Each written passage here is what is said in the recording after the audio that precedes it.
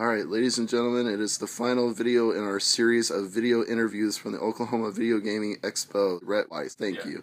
No problem. So, first of all, you're wearing the shirt, so... That's right. I'm a shameless promoter. That's no problem. So tell everybody that's watching right now. Well, it's a series of books, the Classic Home Video Game series. It's published by McFarlane Publishers. It's not self-published. Not that there's anything wrong with self-published stuff, but it's not a self-published series. It's published by McFarlane Publishers, who have done entertainment reference guide for decades. And the series started in 2006 with Classic Home Video Games 1972 through 1984. Covers every single cartridge for every game system from that era. Every Atari 2600 cartridge, every ColecoVision, television, etc., all the obscure systems too. Basically, I went through and described and reviewed every game for those systems, and then I picked up with the next volume, Classic Home Video Games 1985 through 1988, covers the consoles that came out then, which was basically 85 and 86, which is the Master System, 7800, and NES. And then I worked my way up to the Genesis. And right now I'm working on the fourth book, which is going to cover the Super Nintendo, CDI, 3DO, and Jaguar. But it's a series of reference guides, plus it has, like, each entry is maybe 125 to 200 words, concise descriptions of each game, whether they're good or not. You know, my opinions are in there, but it's also, detailed descriptions on how to play the game and what kind of game it is. So, it came from, I used to work for the All Game Guide, which is an online database, where their ambition was to basically catalog and describe every game that's ever come out for every system. Well, that fell after 9/11. That project got canceled. In the economic downturn, that project got canceled. They laid off all their off-site writers. I was one of the off-site writers, and so it occurred to me over the course of about a year, maybe I could just do something like this myself, which was kind of an insane thought. But the more I thought about it, the more it seemed feasible, because I've kept up with every generation of gaming consoles as they come about, and I've been playing games since '74, and so it just kind of seemed natural to go ahead and just do it myself. And it required a lot. I borrowed a lot of games. I borrowed tons of manuals. I had to buy a ton of stuff off eBay just to get the stuff to play. Emulation has helped. I was about to ask, did you have to resort to emulation for some of them? Some of it, and some of the, some of it, but mostly just sitting down and playing the original games on the original systems. And which, in my opinion, is the only way to play, because it's not as satisfying when you're doing it with an emulation and a controller. You can still get an idea of what the game's about, and every review is pretty thorough, with the description of the game and everything. And it also compares the games to the arcade version when it applies, compares that version to other consoles when that applies,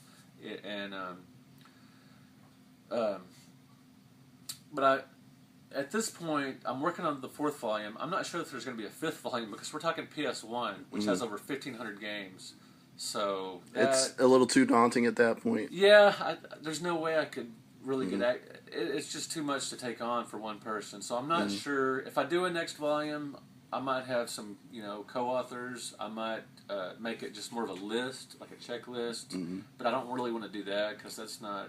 Well, as a freelance journalist here, let me offer my services. If you do need some help with it, and I have quite an extensive PS1 collection, so I'm willing to contribute to that if you're looking. It may come to that at some point. I'm just not sure. I've also got another series of books. Well, first, it's one book. It's the 100 greatest games from 1977 through 1987.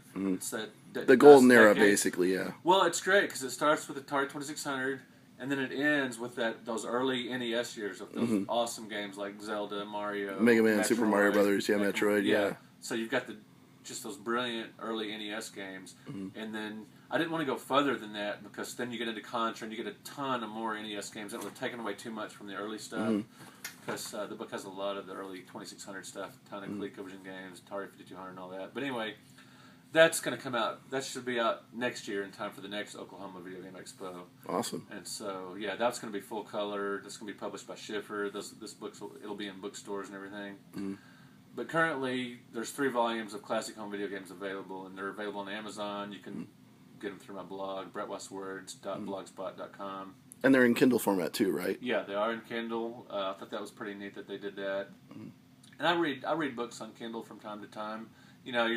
laying in bed, you don't want to, you get insomnia, you don't want to turn the lights on and wake your wife up or whatever. Oh, believe me, So that's why the Kindle is valuable to me. I do that exact thing. Yeah, you can just lay in bed and read, not bother anybody. It's perfect. So yeah. So how have the sales been overall? Have you been satisfied with it? Pretty good. Originally, when I thought, okay, I was really, at the very first when I thought, okay, we like this idea, this is going to be great. I probably got a little starstruck thinking, wow, this is going to be, some big thing. But it's a pretty niche market. A reference guide for video games that are 30 years old. It's kind of a niche market, but within that, relatively speaking, like the books sell way more than like homebrew games. Because most of those sell maybe 100 or so, but we're talking up into the thousands. So I'm happy with it. Maybe originally I was thinking a little more. Tens or hundreds, but yeah. Yeah, I was thinking maybe I could sell enough books to put a down payment on a really nice house or something. But at this point, the best thing the books have done. Look, I'm a freelance writer by trade, full time. The best thing the books do is it's on anytime I send out a query to a magazine or a newspaper, like with an article idea. When they read my bio that I've got a book published series, author, yeah, and I've got a lot of publishing history with articles and things, and that's good. But when they see book series, then they look at me opens doors. Time. Yeah, absolutely. So that's the very best thing, business-wise, about this book series has not been the royalty checks. Although they're nice, I get them twice a year. That's been nice. But especially when I'm getting royalty checks for books I've already written, I'm just sitting back raking it in. But seriously, though, the best thing about the books have been contacts and further freelance jobs just based on having that in my resume.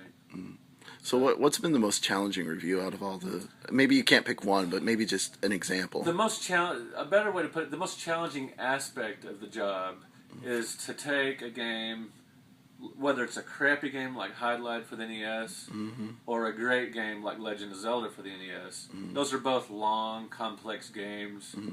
To boil those down to like to 100 words, to games like that, I'll give more. They're going to be some of the longer entries. A couple hundred words maybe.